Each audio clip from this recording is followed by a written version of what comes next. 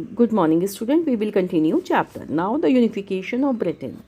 Britain आजकल की तरह नेशन की तरह 18 सेंचुरी से पहले इसका कोई एग्जिस्टेंस नहीं था। इसमें छोटे छोटे आइलैंड ग्रुप्स थे, जैसे आपने देखेंगे ये इंग्लैंड है, ये आयरलैंड, स्कॉटलैंड, और इन सब के अलग अलग आइडेंटिटी थी, इनमें अलग अलग एथनिक ग्रुप्स थे। ये देखिए point 1, there was no British nation prior to 18th century. English, Wales, Scot and Irish. आजकल कई बार हम लोग नॉर्मल बोलचाल में बोलते हैं ना, कोई भी बाहर का दिखता है ये तो अंग्रेज़ है, ये इंग्लिश है, फॉरनर है, लेकिन इंग्लिश केवल एक ही एथनिक ग्रुप का नाम था। All these ethnic group had own cultural and political tradition. सबके अपने अपने पॉलिटिकल ट्रेडिशन थे, लेकिन English nation was the most powerful. Third point, 1618 में यहाँ पर कॉन्स्टिट्यूशनल मोनार्की, कहाँ पर? इंग्लैंड में कॉन्स्टिट्यूशनल मोनार्की आ गई। What does it mean? Constitutional monarchy का मतलब है कि वहाँ पे क्वीन थी, किंग था, लेकिन उसकी पावर को पर पार्लियामेंट और कॉन्स्टिट्यूशन के रिस्ट्रिक्शंस थे, वो फ्री नहीं थे, उनकी पावर्स को रिस्ट्रिक्ट कर दिया गया था, तो कॉन्स्टिट्यूशनल मोनार्की इसको कहते हैं। पॉइंट नंबर 4 आप देखिए, इसमें एक्ट ऑफ यूनियन हुआ 1707 में। ये जो एक्ट ऑफ यूनियन है ये इंग्लैंड एंड स्कॉटलैंड के बीच में हुआ। इसमें बहुत ही पीसफुली इस एक्ट के थ्रू ये एक्ट मतलब एक कानून बना, स्कॉटलैंड इंग्लैंड के साथ मिल गया और इसका नाम कर दिया गया United kingdom of great Britain. इससे 1 मार्कर क्वेश्चन भी आता है, कब हुआ, क्यों हुआ, और अगर 5 मार्कर आएगा तो आपको इसको यूनिफिकेशन के में लिखना होगा। ओके, अब स्कॉटलैंड तो इसमें इंग्लैंड के साथ जुड़ गया एक्ट ऑफ यूनियन से। इसी समय आयरलैंड में जो था वो रिलीजियस कॉन्फ्लिक्ट चल रहे थे कि क्रिश्चियनिटी के 2 सेक्ट होते हैं, ठीक है। क्रिश्चियन जो रिलीजन है उसके 2 सेक्ट हैं, दो तरह के फॉलोअर हैं, एक कैथोलिक्स, एक प्रोटेस्टेंट। कैथोलिक ट्रेडिशनल है, पुराना है, और क्योंकि आपने देखा मेडिवल एज में चर्च में भी बहुत सारी इल प्रैक्टिसेस डेवलप हो गई थी, तो चर्च की इल प्रैक्टिसेस को दूर करने के लिए एक मोमेंट चला था जिसको रिफॉर्मेशन कहते हैं, उसकी बुराइयों को दूर करने के, और जो नया सेक्ट डेवलप हुआ था वो प्रोटेस्टेंट था। तो ये जो इंग्लिश स्टेट था इसने प्रोटेस्टेंट को हेल्प किया आयरलैंड में, ठीक है। और 1801 में जो इनके आपस के झगड़े चल रहे थे आयरलैंड में कैथोलिक्स एंड प्रोटेस्टेंट के बीच में, तो इन्होंने प्रोटेस्टेंट को सपोर्ट किया, अपनी आर्मी वहाँ भेजी, अपनी फ़ौज वहाँ भेजी, और फोर्सफुली आयरलैंड को 1801 में यूनाइटेड किंगडम के साथ जोड़ दिया गया, और इस तरह से एक नया ब्रिटिश नेशन बना जिसमें इंग्लैंड, आयरलैंड एंड स्कॉटलैंड शामिल थे। और नए नेशन स्टेट के लिए नए सिंबल्स बनाए गए, जैसे ब्रिटिश फ्लैग, यूनियन जैक, नया उनका नया नेशनल एंथम, और इंग्लिश को एज अ लैंग्वेज प्रमोट किया गया, और इस तरह से ब्रिटेन का भी यूनिफिकेशन पूरा हुआ। तो ये तीनों यूनिफिकेशन आपके लिए काफ़ी इम्पॉर्टेंट है। ये देखिए आप, इसमें इस डायग्राम में आपको बताया गया है कि कैसे उन्होंने पहले स्कॉटलैंड को, यहाँ देखिए ये पहले स्कॉटलैंड को इसमें जोड़ दिया गया एक्ट ऑफ यूनियन से, फिर इंग्लैंड ने अपनी आर्मी यहाँ भेजी आयरलैंड में, और आयरलैंड को अपने साथ जोड़ दिया। प्रेजेंट स्टेटस कुछ अलग है, हमारे कोर्स में इतना ही दिया गया है, ये देख लीजिए आप इंग्लैंड का।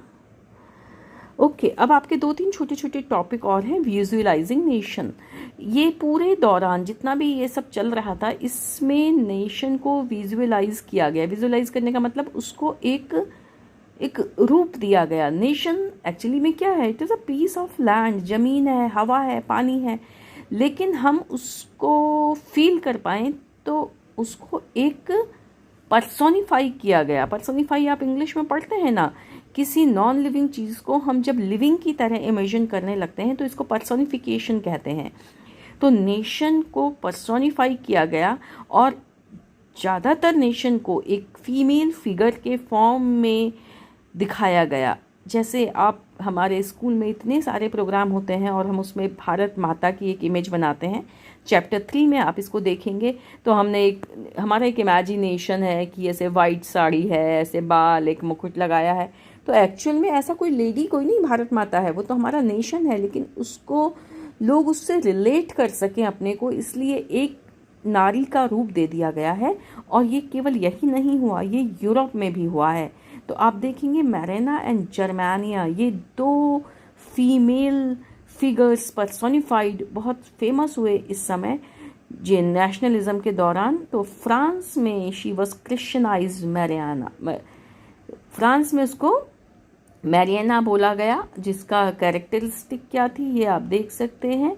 रेड कैप वो पहनती थी और एक अपने सिर पे कलगी क्रोकेट सिंबल लिबर्टी का लगाते थे और रिपब्लिक का। जर्मानिया जो थी वो जर्मन नेशन का फीमेल फिगर थी, जो कि क्राउन ऑफ ओक लीव्स उनका एक पहचान थी, जो हीरोइज्म का सिंबल था। ये इनके स्टेचू पब्लिक प्लेसेस पे लगाए गए as a symbol of national unity.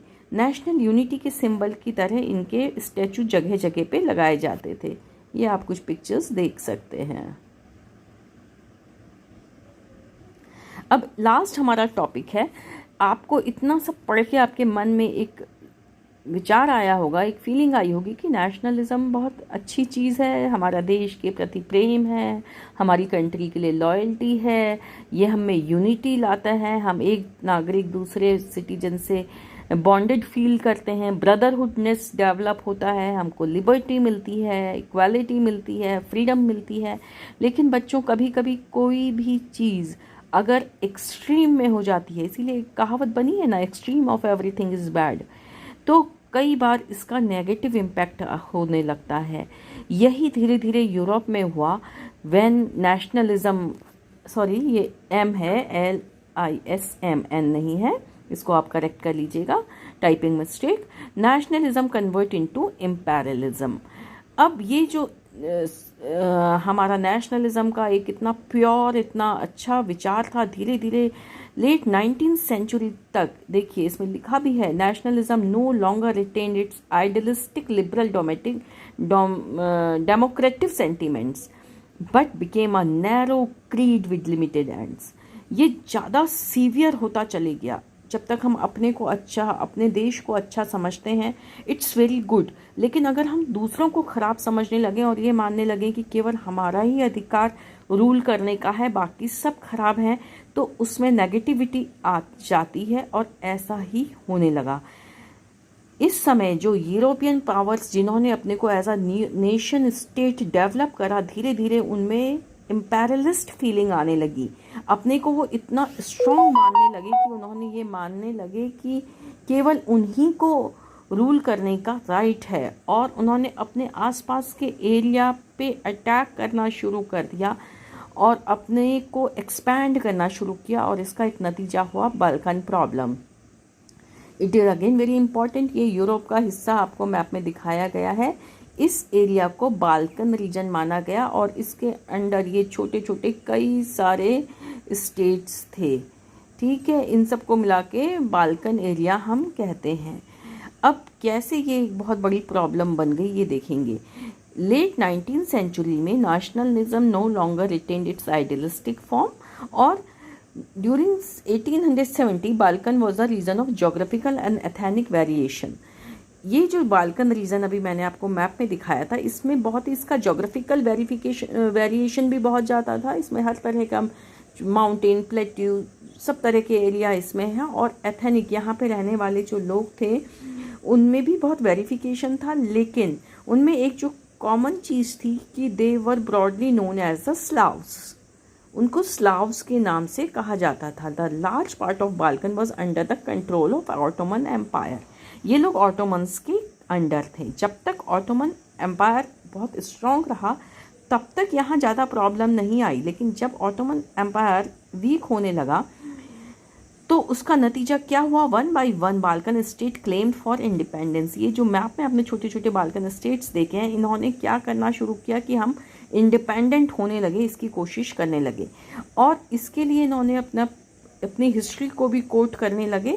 और इन्होंने, क्योंकि इनका ऑटोमन किंग एम्पायर वीक हो गया, नेशनलिज्म स्ट्रांग होता गया, और इनका एक जो ग्लोरियस पास्ट था उसका इन्होंने रेफरेंस दिया कि we were independent and as different Slavic nationality struggle to define their identity and independence, Balkan area become an area of intense conflict। ये पूरा ही एरिया एक इंटेंस कॉन्फ्लिक्ट का एरिया बन गया।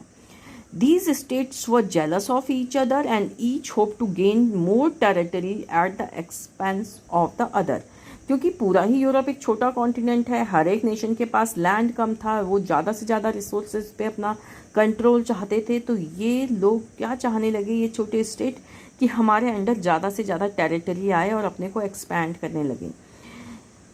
ये कॉन्फ्लिक्ट तब ज़्यादा सीवियर हो गया कि जो उस समय के स्ट्रॉन्ग कंट्रीज़ थे वो इसमें कूद गए और वो इन छोटे स्टेट्स को सपोर्ट देने लगे। और पूरे यूरोप में पावर जो थी वो अलग अलग उसके फोकस डेवलप हो गए। ठीक है, आपने देखा एक्सिस पावर, एलाइड पावर, ये सब बाद में इसी का नतीजा हुआ कि छोटे स्टेट के सपोर्ट में बड़ी कंट्रीज़ आने लगी, उनके अपने पर्सनल इंटरेस्ट थे एंड पूरा एरिया एक कॉन्फ्लिक्ट एरिया बन गया, एक सेंसिटिव एरिया बन गया। और इतना ज़्यादा सेंसिटिव एरिया बन गया कि this lead to the series of war.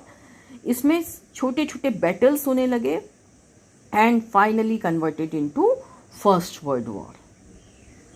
Okay, so Balkan problem is very important, क्योंकि इसी बाल्कन प्रॉब्लम में फर्स्ट वर्ल्ड वॉर के सीड छुपे थे। Thank you.